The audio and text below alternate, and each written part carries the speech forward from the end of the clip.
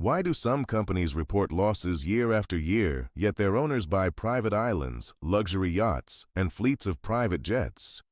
It's a question that seems to defy logic until you understand the game being played. On paper, these businesses are failing. In reality, they're printing money, and the secret isn't fraud or loopholes in the traditional sense. It's a carefully constructed illusion designed to make you believe they're struggling while the people at the top get richer by the day. Consider the story of a mid-sized hotel chain that operated across the southeastern United States. For 15 consecutive years, their tax returns showed net losses. Auditors flagged them. Investors questioned the management. Yet the founding family never sold a single asset, never downsized, and never took a pay cut. In fact, they expanded, buying competing properties, renovating lobbies, and launching a luxury brand. How? Because the losses on paper had nothing to do with how much cash was actually flowing into their pockets. This isn't an anomaly. It's a pattern repeated across industries, from retail to real estate to technology. The illusion begins with a simple truth. Profit, as reported in financial statements, is not the same as cash in hand. A company can show a loss on its income statement while generating millions in free cash flow.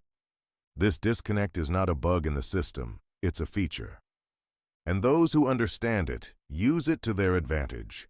As financial strategist Robert Kiyosaki noted in The Business of the 21st Century, the rich don't work for money, they make money work for them.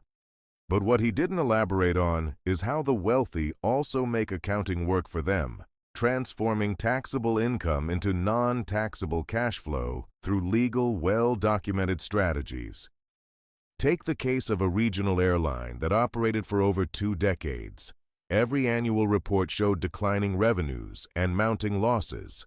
Analysts predicted bankruptcy, competitors celebrated. Yet the airline never filed for Chapter 11. Instead, it kept buying new planes, expanding routes, and paying executive bonuses that would make Wall Street blush. The trick? They owned their aircraft through a separate holding company, which leased them back to the airline at inflated rates. The airline showed massive operating expenses and losses. The holding company showed massive profits, but those profits were shielded through depreciation, interest deductions, and offshore structures. The same people owned both entities. The money never left the family. It just moved from one pocket to another untaxed. This is the first lesson in understanding failing businesses that are actually thriving. Look beyond the income statement. Revenue and net profit are the most manipulated numbers in business. They tell you what management wants you to believe, not what's actually happening. To see the truth, you need to follow the cash. And when you do, you'll find that many of these so-called failures are cash machines disguised as sinking ships. But here's where it gets even more interesting. The illusion isn't just about hiding profit. It's about creating the appearance of struggle while extracting value in ways that don't show up on traditional financial reports.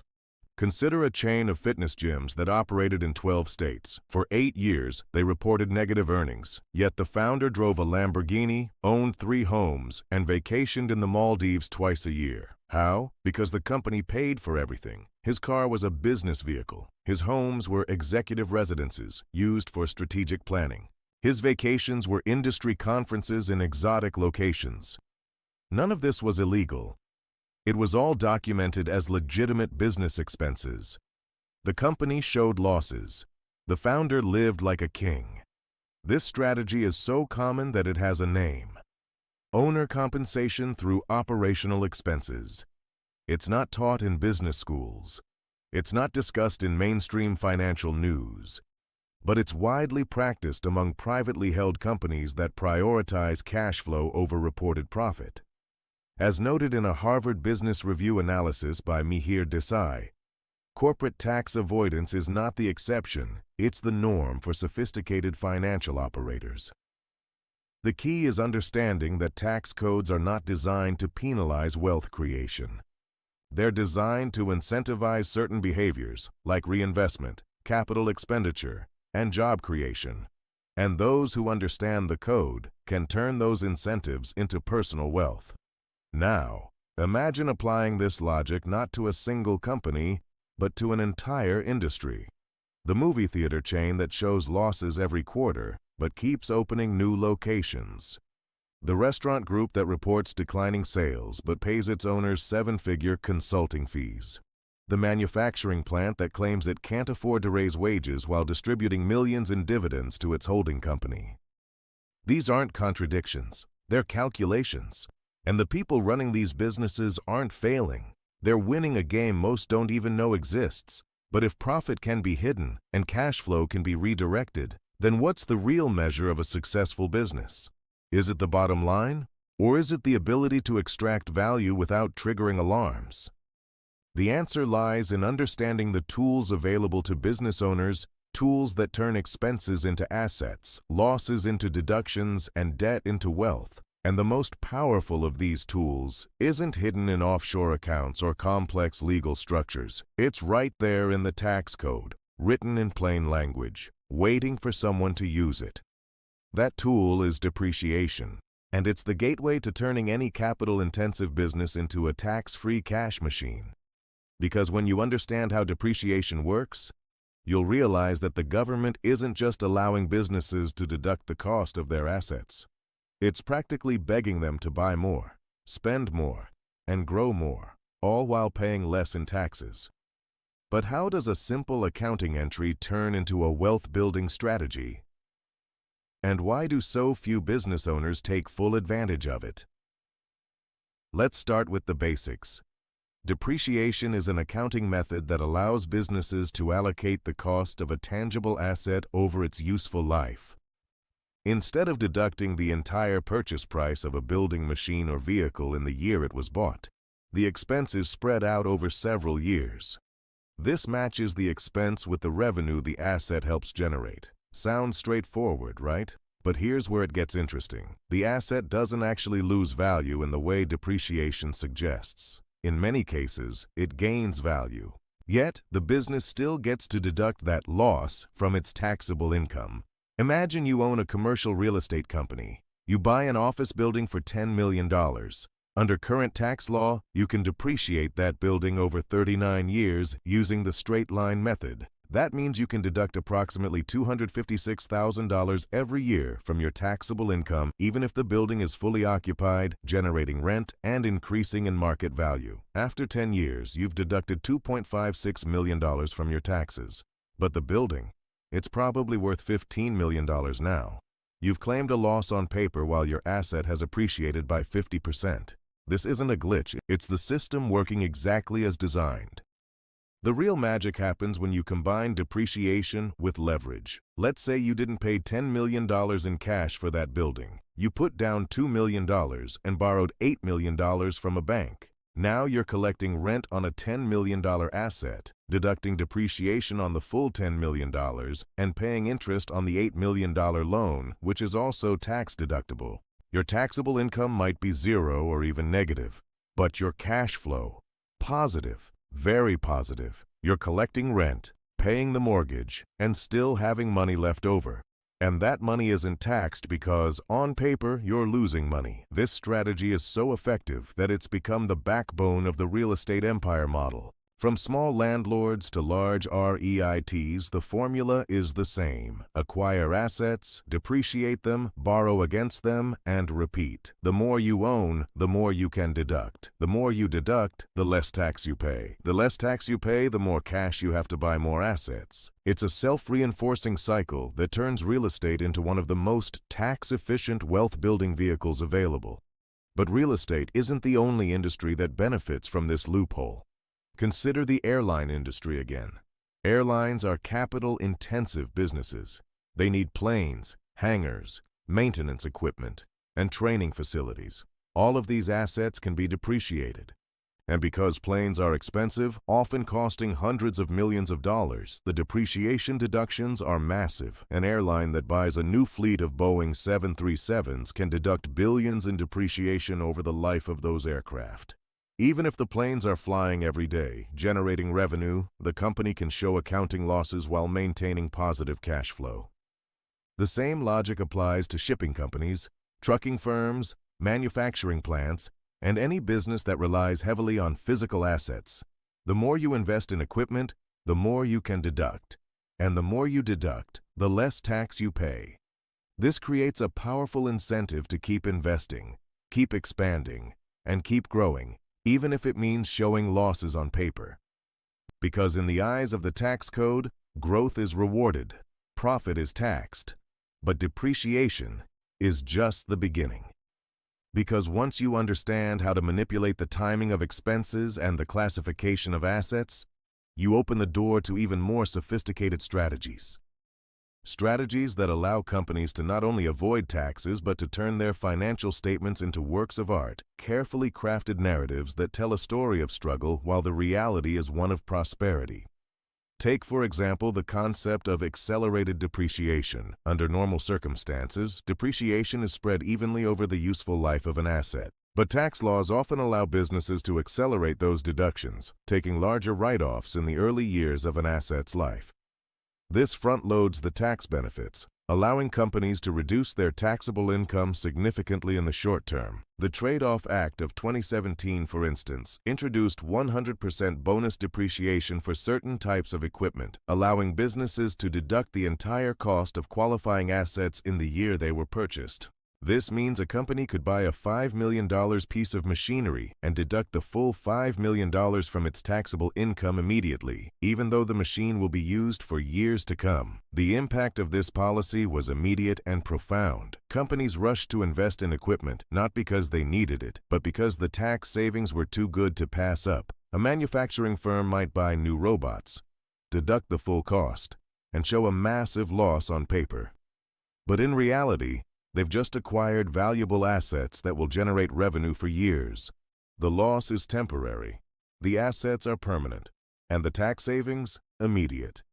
This creates a peculiar dynamic where companies can appear to be struggling financially while actually strengthening their operational capacity.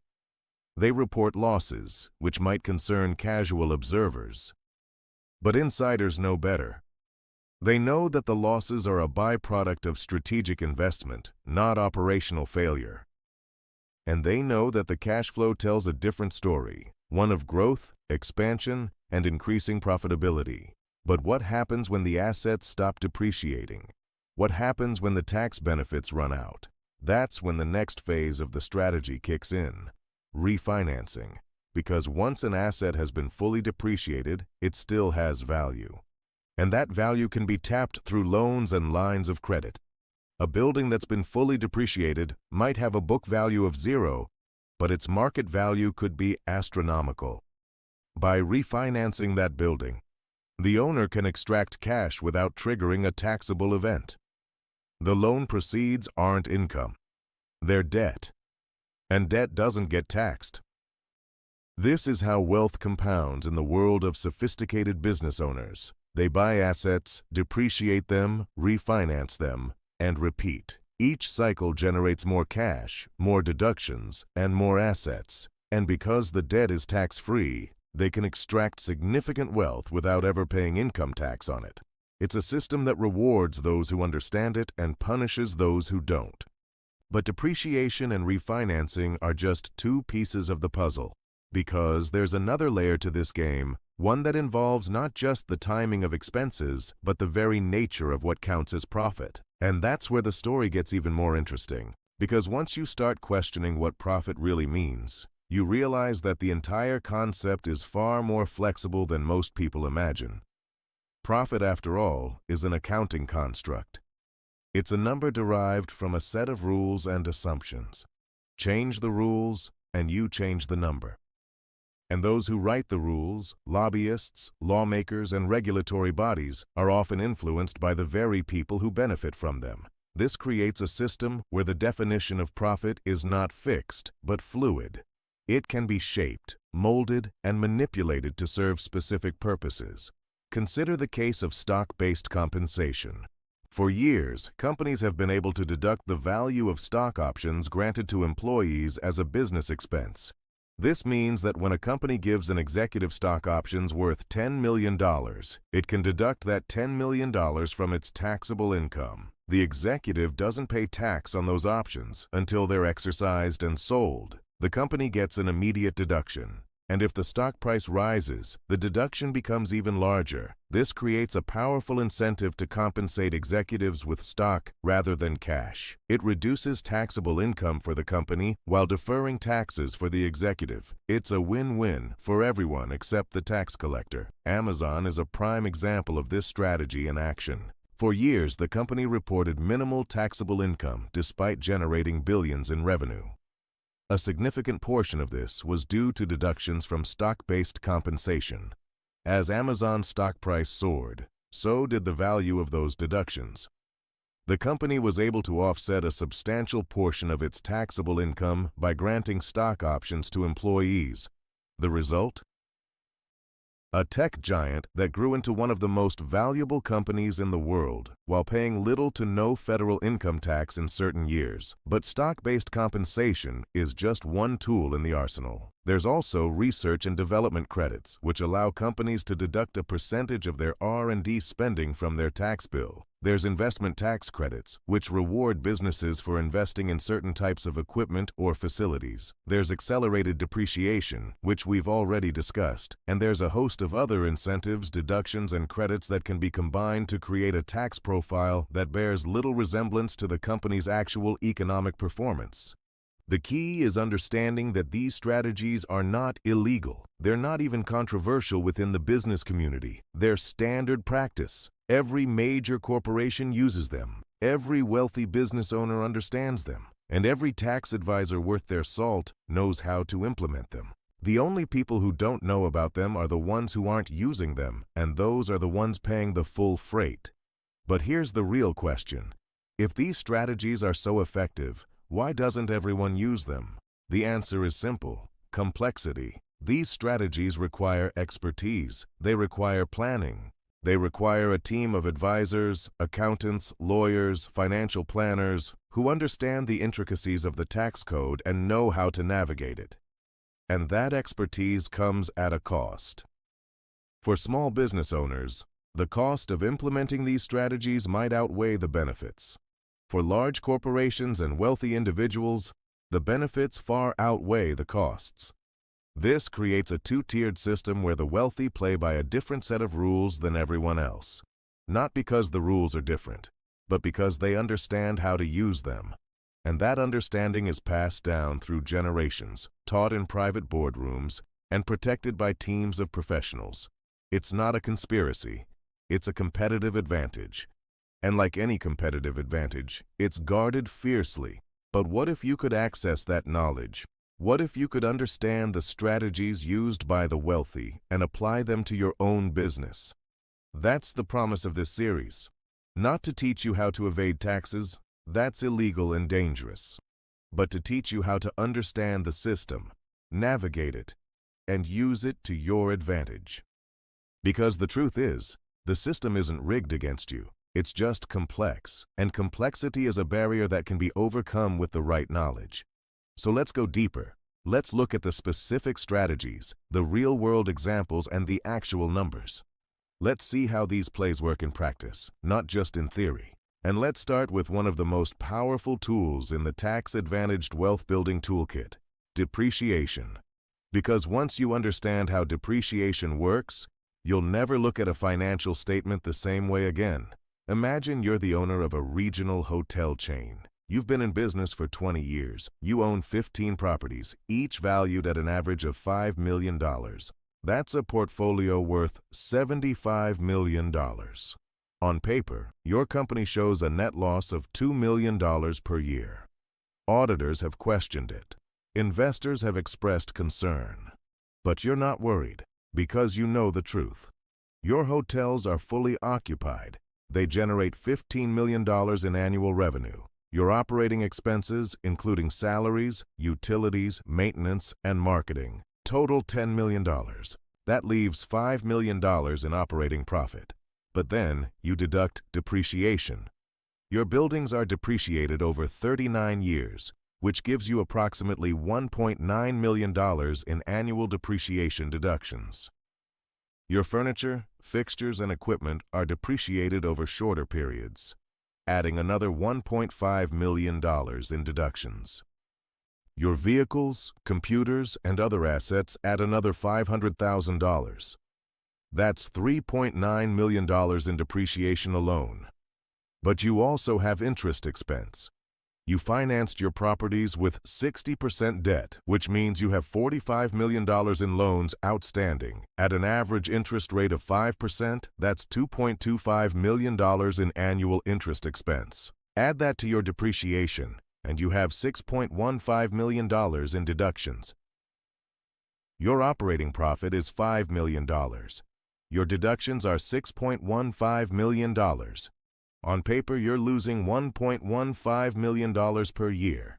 But here's the thing. Depreciation is not a cash expense. You don't write a check for depreciation. It's an accounting entry. And interest expense, while a real cash outflow, is already factored into your mortgage payments. Your actual cash flow is your operating profit minus your debt service. Your debt service, including principal and interest, is $3 million per year. Your operating profit is $5 million. That leaves you with $2 million in annual cash flow. So you're showing a loss of $1.15 million on paper, but you're generating $2 million in cash. That cash isn't taxed because, on paper, you're losing money. You can take that $2 million and reinvest it in more properties, pay yourself a management fee, or distribute it to shareholders as a return of capital. None of it is taxable income. Because you're not making a profit, you're just managing your cash flow. This is the essence of the illusion. The financial statements tell one story, the cash flow tells another, and the people who understand both stories are the ones who win. But what happens when you run out of depreciation? What happens when your assets are fully depreciated and you can't deduct anymore? That's when you refinance. You go to the bank, take out a new loan against your properties, and extract cash. The loan proceeds aren't income. They're debt, and debt doesn't get taxed. You can use that cash to buy more properties, which you can then depreciate, starting the cycle all over again. This is how empires are built, not by chasing profit, but by managing cash flow. Not by minimizing expenses, but by maximizing deductions. Not by avoiding debt, but by leveraging it. And not by paying taxes, but by understanding the rules well enough to avoid them legally. But depreciation is just the beginning, because once you master the art of turning assets into deductions, you open the door to even more sophisticated strategies. Strategies that involve not just the timing of expenses, but the very nature of what counts as revenue. And that's where the story gets even more interesting. Because there's another way to manipulate financial statements, one that doesn't involve depreciation at all. It involves inventory, and it's a strategy used by some of the largest retailers in the world to turn empty shelves into tax deductions. But that's a story for the next chapter.